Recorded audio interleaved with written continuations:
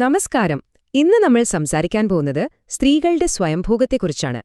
പലരും ഒരല്പം മടിയോടെ കാണുന്നൊരു വിഷയമാണിത്, അല്ലേ? പക്ഷേ നമ്മുടെ ശരീരത്തെയും ലൈംഗികതയെയും പറ്റി ശരിക്കും മനസ്സിലാക്കാൻ ഇത് വളരെ പ്രധാനപ്പെട്ട ഒന്നാണ്.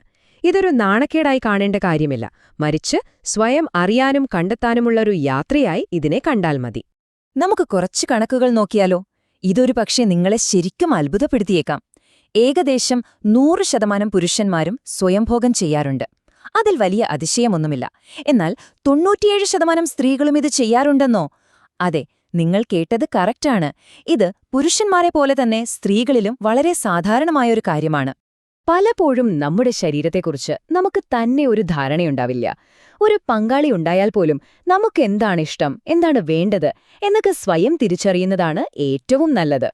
അതുകൊണ്ട് നിങ്ങളുടെ ശരീരത്തെയും അതിന്റെ സന്തോഷങ്ങളെയും അടുത്തറിയാനുള്ള ഒരു വഴികാട്ടിയായിട്ട് ഇതിനെ കണ്ടാൽ മതി. അപ്പോ ഈ വിഷയത്തില് നമ്മൾ പ്രധാനമായും 5 കാര്യങ്ങളാണ് മനസ്സിലാക്കാൻ പോകുന്നത്. ഇത് എത്രത്തോളം കോമൺ ആണ് എന്നതിൽ തുടങ്ങി ഇതിന്റെ ആരോഗ്യപരമായ ഗുണങ്ങൾ, ഇതെങ്ങനെ ചെയ്തു തുടങ്ങാം, നമ്മുടെ ശരീരം എങ്ങനെ ഇതിനോട് പ്രതികരിക്കും, അവസാനം ഇത് എങ്ങനെ നമ്മുടെ ആത്മവിശ്വാസം കൂട്ടും എന്നുവരെ നമ്മൾ നോക്കും.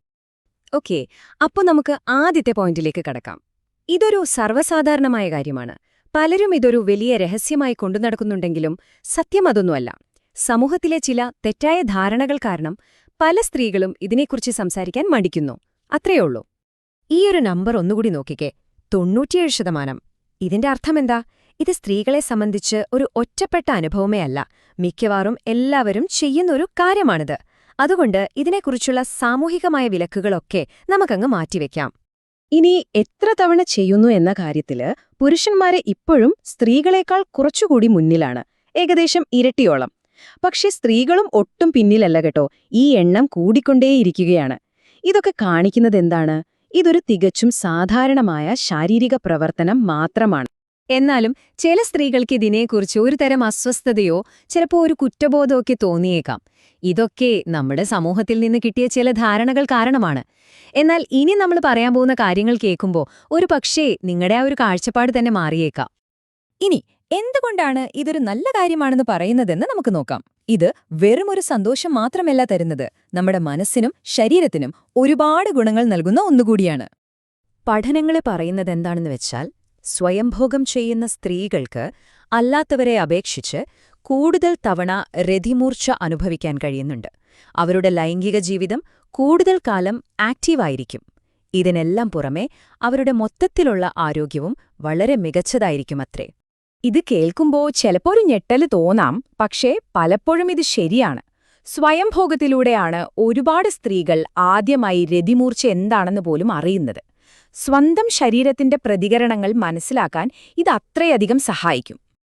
അപ്പോ ശരി, ഇത്രയൊക്കെ ഗുണങ്ങളുണ്ടെന്ന് മനസ്സിലായ സ്ഥിതിക്ക് ഇതെങ്ങനെയാണ് ചെയ്യാൻ തുടങ്ങേണ്ടതെന്ന് നോക്കാം, അല്ലേ? ഇതിനെ വെറുമൊരു ശാരീരിക പ്രവൃത്തിയായി കാണരുത്, പകരം നിങ്ങളുടെ ശരീരത്തെ അടുത്തറിയാനുള്ളൊരവസരമായിട്ട് കാണണം. വളരെ സിമ്പിളായിട്ട് നമുക്കിതിനെ 4 സ്റ്റെപ്പുകളായിട്ട് കാണാം. ഒന്നാമതായി, നല്ല ശാന്തവും സ്വകാര്യതയുമുള്ള ഒരിടം കണ്ടെത്തുക. രണ്ടാമതായി, നിങ്ങളുടെ ശരീരം മുഴുവൻ സാവധാനം തൊട്ടറിഞ്ഞു തുടങ്ങുക. മൂന്നാമതായി, ക്ലിറ്റോറിസിൽ ശ്രദ്ധിക്കുക. അവസാനമായി, താൽപ്പര്യമുണ്ടെങ്കിൽ യോനി പ്രവേശനത്തെക്കുറിച്ചും ആലോചിക്കാം. ഈ യാത്ര നിങ്ങളുടെ വിരൽത്തുമ്പിൽ നിന്നാണ് തുടങ്ങുന്നത്. നിങ്ങളുടെ സ്തനങ്ങൾ, കഴുത്ത്, തുടകൾ, ഇങ്ങനെ ഓരോ ഭാഗങ്ങളെയും സാവധാനം തലോടി നോക്കൂ. എവിടെയാണ് നിങ്ങൾക്ക് കൂടുതൽ സുഖം തോന്നുന്നത് എന്ന് സ്വയം കണ്ടെത്തുക. ആ ഭാഗങ്ങളിൽ കുറച്ചധികം സമയം ചിലവഴിക്കുക. സ്ത്രീകളുടെ ലൈംഗികാനന്ദത്തിന്റെ ഒരു കേന്ദ്രബിന്ദുവാണ് ക്ലിറ്റോറിസ്. ഇത് യോനിയുടെ മുകൾ ഭാഗത്തായി കാണാം. വെള്ളം അടിസ്ഥാനമാക്കിയുള്ള ഒരു ലൂബ്രിക്കന്റ് ഉപയോഗിക്കുന്നത് കാര്യങ്ങൾ കുറച്ചുകൂടി എളുപ്പവും സുഖകരവുമാക്കും. നിങ്ങളുടെ വിരൽ കൊണ്ട് ചെറിയ വട്ടത്തിൽ ഒരേ വേഗതയിലൊന്ന് തലോടി നോക്കൂ. പലതരം സ്പർശനങ്ങളും പല അളവിലുള്ള മർദ്ദങ്ങളും പരീക്ഷിച്ച് നിങ്ങൾക്ക് ഏറ്റവും ഇഷ്ടം തോന്നുന്നതേതാണെന്ന് കണ്ടെത്തുക. ഇനി ഇത് ചെയ്യുമ്പോൾ നിങ്ങളുടെ ശരീരം എങ്ങനെയൊക്കെ ആവും പ്രതികരിക്കുക, അതൊന്ന് നോക്കാം. ചിലപ്പോ നിങ്ങൾക്ക് മുൻപ് അനുഭവിച്ചിട്ടില്ലാത്ത ചില ഫീലിംഗ്സ് ഒക്കെ തോന്നിയേക്കാം. അതിലൊന്നും പേടിക്കേണ്ട കാര്യമില്ല, അതൊക്കെ തികച്ചും സ്വാഭാവികമാണ്. ക്ലിറ്റോറിസ് പോലെ തന്നെ പ്രധാനപ്പെട്ട മറ്റൊരു ഭാഗമാണ് ജി-സ്പോട്ട്. ഇത് യോനിയുടെ മുൻവശത്തെ ഭിത്തിയിലെ ഏകദേശം ഒരു 2 ഇഞ്ചുള്ളിലായിട്ടാണ് വരുന്നത്. വിരലുകൾ കൊണ്ട് പതിയെ അമർത്തുമ്പോൾ ഇത് നിങ്ങൾക്ക് കണ്ടെത്താൻ പറ്റും. അതെ, ജി-സ്പോട്ടിൽ സ്പർശിക്കുമ്പോൾ ചിലർക്ക് ആദ്യം ഒരു പ്രത്യേക ഫീലിംഗ് വരാം. ഒരു വിചിത്രമായ അനുഭവം തോന്നിയേക്കാം. അതായത്, നിങ്ങൾക്ക് മൂത്രമൊഴിക്കാൻ പോകുന്നത് പോലത്തെ ഒരു തോന്നൽ. ഇത് തികച്ചും സാധാരണമാണ്. അതിൽ വിഷമിക്കേണ്ട. നിങ്ങളുടെ ശരീരം ഈ പുതിയ അനുഭൂതിയുമായി പൊരുത്തപ്പെടാൻ കുറച്ച് സമയം കൊടുക്കുക. രതിമൂർച്ഛയിലേക്കുള്ള വരി സാധാരണയായി ഇങ്ങനെയാണ്. ആദ്യം ശരീരത്തിൽ സുഖകരമായ ഒരു തരിപ്പ് ഇങ്ങനെ പടർന്നു തുടങ്ങും. പിന്നെ ഈ സുഖം ക്ലിറ്റോറിസിൽ കേന്ദ്രീകരിക്കുന്നതായിട്ട് അനുഭവപ്പെടും. അവസാനം നിയന്ത്രിക്കാൻ പറ്റാത്ത ഒരു സുഖത്തിന്റെ കൊടുമുടിയിലെത്തും. അതാണ് രതിമൂർച്ഛ.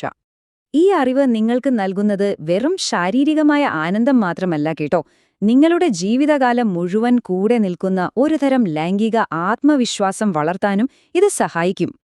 നിങ്ങളുടെ ആത്മവിശ്വാസം കൂട്ടാൻ ഒരു കിടിലൻ വഴിയുണ്ട്. ഒരു കണ്ണാടിയുടെ മുന്നിൽ നിന്ന് ഇതൊന്ന് പരീക്ഷിച്ചു നോക്കൂ.